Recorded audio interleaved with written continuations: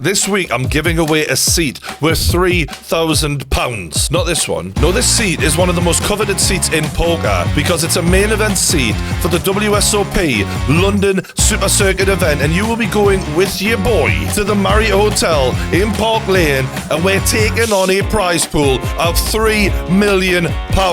But to do that, you've got to click the link in the description below. Download the GG Poker app, create your account, go to tournaments, search True Geordie, and hit register. Also, there's $1,000 tournament dollars up for grabs in the tournament and $100 if you knock me out. Register right now. It's free to enter, which means anyone of any level can win this. And if you do, you'll be in the hot seat with me. See you there.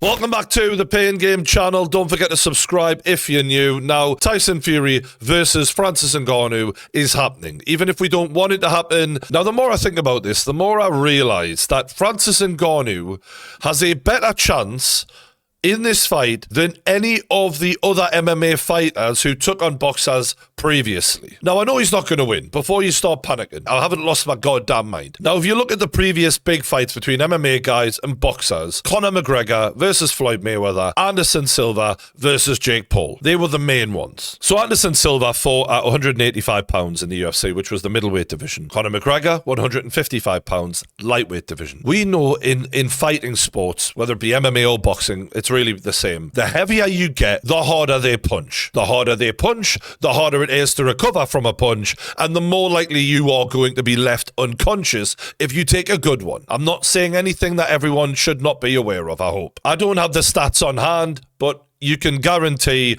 that more fights in the heavyweight division end by knockout than in the lightweight division, which is why it's viewed as the most prestigious division. That's why people care more about it, because it is more devastating. People want to see pain. People want to see knockouts, and that's what it delivers. So generally speaking, in fighting at the lighter weights, you can take a good shot, recover from that, and overcome a hard-hitting fighter using speed, skill, and all of the other attributes like stamina. You can outfight a hard hitter. You can do that at heavyweight as well, but it's less likely because the level of damage you will receive from that one mistake you make is significantly more than the level of damage you'll receive at a lighter weight. So putting it basically, at heavyweight, it is more likely that a less skilled but harder hitting guy can connect on you and beat you at heavyweight than in the event that a guy lands on you at lightweight. You should be able to have a better chance of recovering and overcoming him by being the more skilled guy. To state the obvious, that doesn't mean that Francis Ngannou is going to land a lucky punch on Tyson Fury and knock him clean out. I am not saying that. I am saying because of that fact, he has a better chance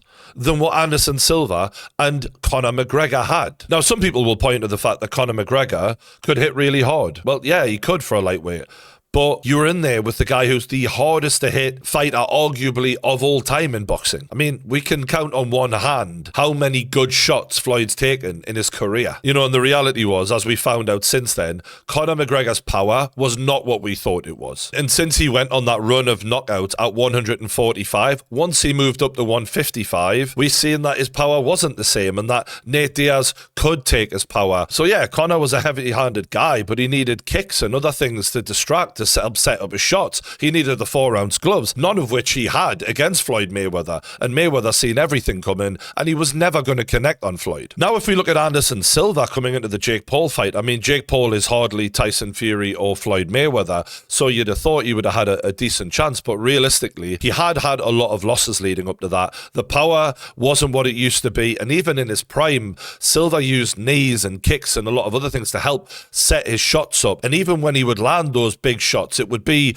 catching guys coming in and reacting with timing and speed, things that had definitely gone from his game by comparison to the early years. Silva had nothing to be ashamed of in that fight, but he just wasn't prime Anderson Silva anymore. So as for Tyson Fury, obviously he should school Francis Ngannou, he should barely take a punch, and it should be quite easy for him. However, he has been hit lately. Deontay Wilder dropped him multiple times because of the sheer size and power that he has. Otto Wallen gave him a cut that really could have stopped the fight. A lot of referees might have stopped that. I've seen fights stop for less. And yes, Dillian Whyte and Derek Chisora went in there to just survive and didn't offer a great deal. But I'm telling you now, Francis Ngannou will not just go in there to survive. You don't survive what Francis Ngannou has survived in life without being a killer. So Francis is going to go for it, and it might end up with him being knocked out on the floor. But in my opinion, that is far more respectable and commendable than just going in there and trying not to lose badly. At least you rolled the dice. At least when you're an old man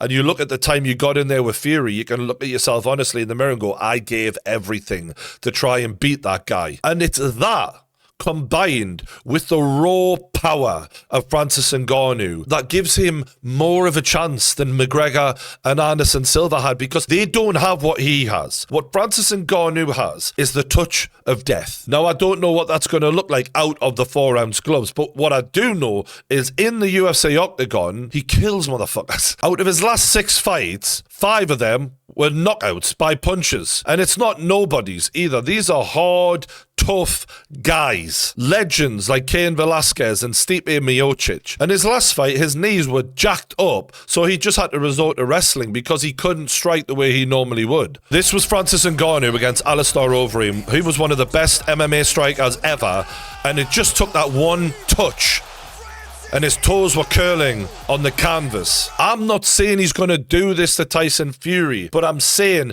there's more possibility of that happening than Conor McGregor knocking out Mayweather or Anderson Silva knocking out Jake Paul, because he has ungodly power. And I'm not trying to legitimize this fight, because I know Fury will keep him at the range of his jab, and he will be extending his chin right back, and it will be a nightmare to touch him. But this is not the same animal as Conor McGregor or Anderson Silva. We have not seen a better athlete than Francis Ngannou in the history of MMA. The combination of speed and power, it's outrageous. And this is exactly what Francis needs to do with Fury.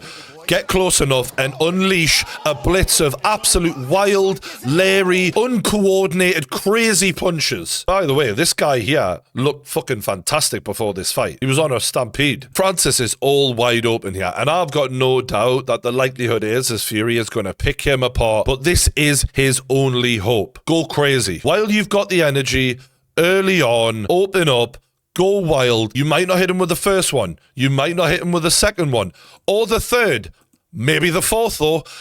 and that fourth was all it took. That one punch, that one clip. And you see both of these punches that I've highlighted against Overeem and Rosenstrike, they're not great. They're just clips. But this is the monster that is Francis Ngannou. And again, I'm not supporting this fight. The last thing I want to be is a mouthpiece for Frank Warren, for Christ's sakes. I am just saying that my honest truth and my real opinion is, as much as I don't want to see this fight, Francis has a better chance against Tyson Fury than Anderson Silva had against Jake Paul, than Conor McGregor had against Floyd Mayweather, because he is a freak of nature. What he should do is wait for Fury to start punching and then punch with him and go crazy early on. The worst thing Francis can do is show his hand, be overly aggressive early on. Fury will wait until he tires, he will tuck up, he will cover up, and he will take him apart, just as Floyd did to Conor McGregor. That was the worst strategy possible, the dumbest thing he could have done. He played right into Floyd's hands. You need to put the pressure on Fury.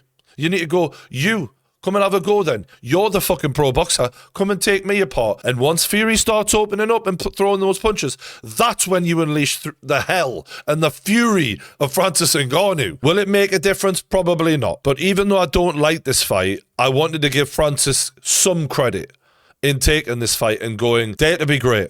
I love it.